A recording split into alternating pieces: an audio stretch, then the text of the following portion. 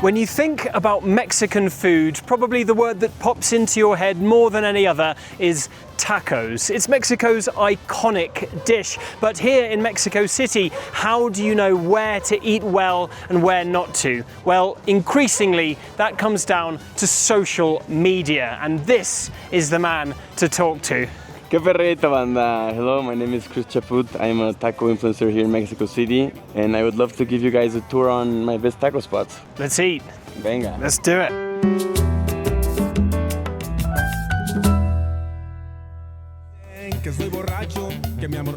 So Chris, before we get into anything else, how do you define a taco? What is a taco? Okay, but for me, a taco is divided in three parts. A good tortilla recién hecha has to be handmade for me. A good protein, it has to be quality, and the most important, a good salsa. So you're a social media influencer who has specialized in tacos. Yeah, because I grew up eating tacos. Tacos is like my favorite dish in the world. I think I've been like to 200 taco spots in the last year. So, where are we going first? The first stop is Tortas al Fuego. This place has one of the biggest trompos de pastor that I know. Look at that. Do you know con piña? Do you want cebolla y cilantro? No, con todo, ¿verdad? Con todo. Por favor. So the taco al pastor is actually an inspiration from the doner, from Lebanese cuisine.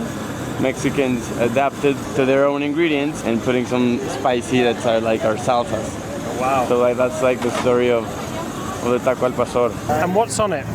Cebolla, cilantro, and piña. Taco al pastor. Taco al pastor. Cheers.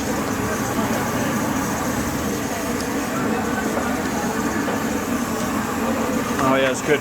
And the pineapple really gives it just that extra thing, right? It's a good taco, eh? So this is the iconic Mexico City taco, right? That means yes, by the way, in Mexican. This is what people eat every day. Pastor. And Mexicans, more than any other country I've ever seen, love to eat standing up. Yeah. In the street, right? I think because we're in a hurry to get to our job. ¿Por qué a los mexicanos les encanta comer parados? Porque es más delicioso y se sale y la haces así con los dedos. Si tú vas por un taco ahora mismo, ¿a dónde vas? Al pastor de acá atrás, del Sonora. Bueno. He chose well. There you go. Bueno, muchas gracias. Hasta luego. So a great start there, Chris. Taco al pastor, classic Mexican taco. Sí, good taco. So Chris, that is another cultural thing that I found in Mexico, right? If you ask Mexicans for directions to anything, how do I get to the Angel of Independence? They won't talk to you about street names and go north or south. They'll go, right, you go to the tacos de carnitas, which are on there, and then you go up to the place that's El Pastor, and then you go across to Los Parados, and there you're at the Angel. Es que taco spots are a reference for everything. So what was it that made you start wanting to be an influencer when it comes to tacos specifically? I have a cousin that's also an influencer, and I remember taking him to this taco spot once called Silo de la Roma, and thanks to his video, the place became super viral. They had to hire like lots of people, lots of work was given to them thanks to this video of my cousin, and I felt like super good about what he did.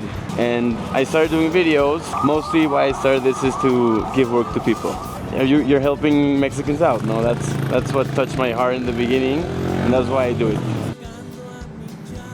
It's because I know in the United States a taco is like a hard shell taco, isn't it? They don't eat it the way Mexicans do.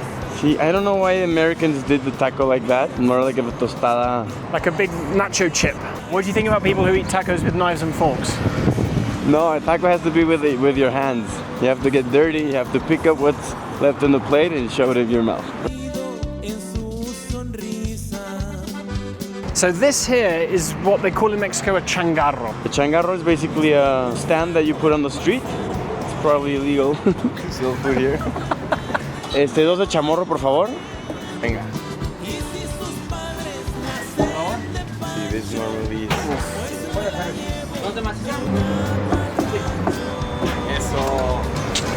So this is something you see often in Mexico, particularly in taco spots like this, is that it's the double tortilla. Why? Some people say that it's because when you drop some meat, you have for an extra taco. Yeah. But other people say that's because the tortilla gets wet and it's gonna break. So you can grab the taco better with double tortilla. And people are hungry, so double tortilla. Well, that's a good messy taco anyway. Salud. You have a big taco. So carnitas is a pork confit, which means pork that's cooked in its own fat, slowly over the course of hours. And that's why you were saying it's a breakfast thing, right? Because they cook it overnight. So what is it about places like this that you think that make them go so viral? I'm convinced that if you have a good product, it's gonna go viral. Another thing you see at changarros like this is that they'll give you your plate inside a plastic bag. Saves on the washing up. Nosotros tenemos ahí un dicho que dice que parado nos cabe más la comida, entonces justamente nos cabe más, ¿no? Entonces comemos más y nos llenamos un poquito menos. Mi taco ranchero. Mi taco ranchero, barbacoa. A toda madre. Okay. I'm gonna try that. I'm gonna go make a review. But if you go and do a video about this place, I'm not gonna be able to get a table. Never tell a food influencer your favorite spot. Because they're definitely going to ruin it. Yeah. Have you seen that tacos have been changing? They have. Tacos are getting super fancy because people are coming in with more money to Mexico, so they can sell them more expensive. So every time a new taco spot opens, they start putting in picaña, sirloin, ribeye, and now a ribeye taco is like $8 a taco. That's crazy. So a taco has to be 10, 15 pesos. But at the same time, they're obviously better because it's better quality of meat. These guys, Taqueria Jarocho, they're famous for having tacos de guisado. That means that they prepare like huge balls of protein with salsa, like it's a taco already made, and they just give you a tortilla, give you the taco. Dios mío. Well, this is the first place we've had tortilla, handmade tortillas, exactly. Right? And that makes a huge difference. Huge difference. Wow. What do you think? It's incredible. It's different. Like you say, juicy, but it's got the crunchy chicharron and the sauce. Wow. That's chile morita, is it? A tourist might walk past it and maybe it looks to a tourist like any other spot. But it's thanks to things like TikTok and social media that they know this place exists, you know. See, definitely, social media has helped all of us find new spots, specifically food. So, talking about tacos online on social media, what sort of response do you get from the public? It's difficult for my profile because a taco is like a national staple. So everyone knows the best taco spot ever. So that's like the discussion online that people are like, no, that's not a good taco spot. You don't know anything. No, you're right. So everyone has an opinion. What I say is that everyone's favorite taco is the one that reminds them of home. Like this place for me in particularly, it's been my favorite taco spot for 5 years because it's so close to my apartment. And these guys are so nice to me. I've known these people for like 5 years now. I feel like I'm home. I feel like I'm coming to my mom and she's making a taco. I actually started, my first video that became viral was in this taqueria. No, I love these tacos, are amazing.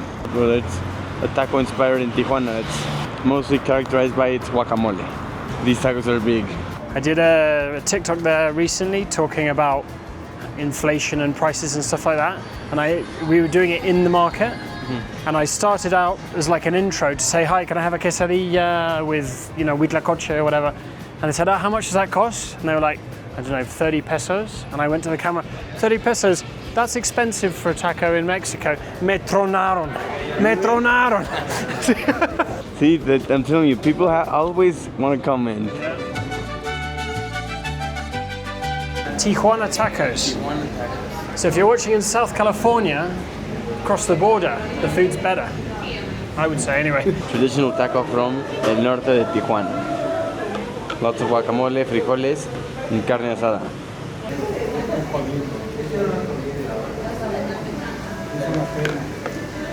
Wow, that's good. Amazing. And obviously when it comes to media, it's the million-dollar question, but what goes viral? I would say that people want to see the new products, the new tacos in town, like top 10 taco places you have to go. That's like the top rating video like views for me. I think it's super important to be charismatic, but at the same time, there's lots of food influencers that are super mean, and the only thing that they do is say bad stuff about restaurants. Exactly, people want to be entertained. Good content, delicious content, nasty content. Lots of people just want to hate as well. People are nice, people are mean. You never know where you're gonna get, no? So yeah, social media is a roller coaster. The next place is about 1 kilometer away, so we're going to jump in an Uber because I'm still hungry. Tacos, as a result of this social media fame, are becoming more and more internationally recognized. So in China, they're eating tacos al pastor, or in India, they're more interested in birria. Like, what does that mean for you? I think it's something to be proud of, that our culture can go to other countries and people are replicating our food. And I guess also what social media has done, because if you were going to see tacos covered in traditional media, you'd be waiting for a feature story on the TV or waiting for a feature story in the newspaper that you read or the magazine that you read. But now social media gives you whatever you want at once. So tacos worldwide are being every day more famous. Venga, next spot, el remolquito. Remolquito de sirloin. So just so you can see how important it is, social media for restaurants here. We've walked into this place, they say, brilliant that you are filming, but just give us 5 minutes to clean the kitchen area, so it's perfect for your filming. Like, that's key, right? Yeah, that's what happens here.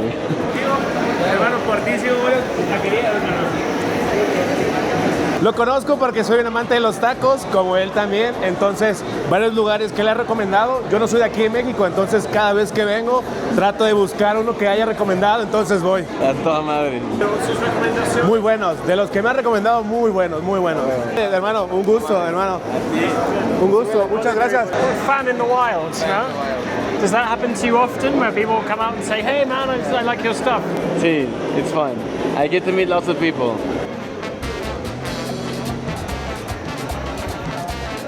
Para ustedes que son restauranteros, ¿qué tan importantes son las redes sociales hoy en día?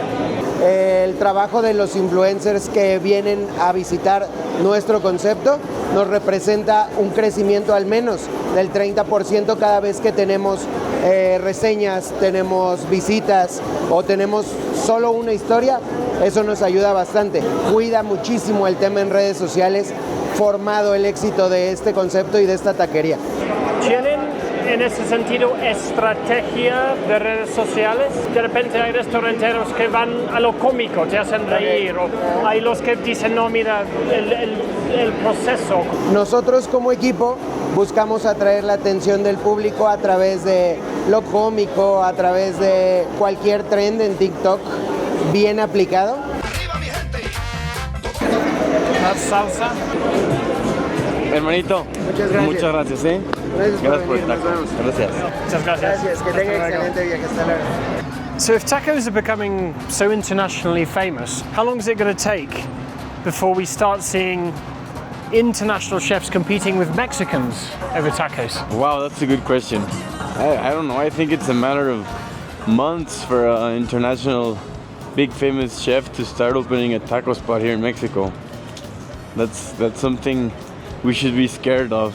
But I mean, you might be scared of it, but ultimately, is it a good thing or a bad thing? I think it's a good thing because it's gonna maybe bring a little bit of an international touch to Mexican cuisine, but at the same time, Mexicans are not gonna like the international taco. But it's like when Domino's Pizza opened in Italy, you know? Exactly. So the next place I'm gonna take you is more of a cantina. These are like old cantinas, traditional cantinas. Specifically, this place we're going is a new one that it's inspired by lots of old spots in Mexico. El concepto del restaurante es un restaurante mexicano y todo lo que manejemos con maíz azul o maíz amarillo, la masa se prepara en ese momento y de ahí va directamente al comal. No se guarda nada de más en refrigeración, entonces tú conservas un sabor muy puro. Se le llama nixtamalización. Son pocos restaurantes que manejan un molino y un comal al mismo tiempo. Yeesh, look at that. Well, I like very much that Mexican food is getting more places, always putting attention to the ingredients they use and to don't lose the essence. And that's it. I think we open our eyes, no? Some of us, and we start doing things right. Sin maíz, no hay país. Sin maíz no hay país. Ah, I like it, I like that phrase. Está buena frase. ¿Qué tan importante es la promoción en redes sociales? Yo siento que las redes sociales es un paso importante, pero no el básico. Hay un dicho ya de muchos años que no hay nada mejor que la recomendación de boca en boca. Y es cierto. Acuérdate que una buena reseña te trae uno más. Una mala reseña te quita 5 clientes. Ya no llegan a ti.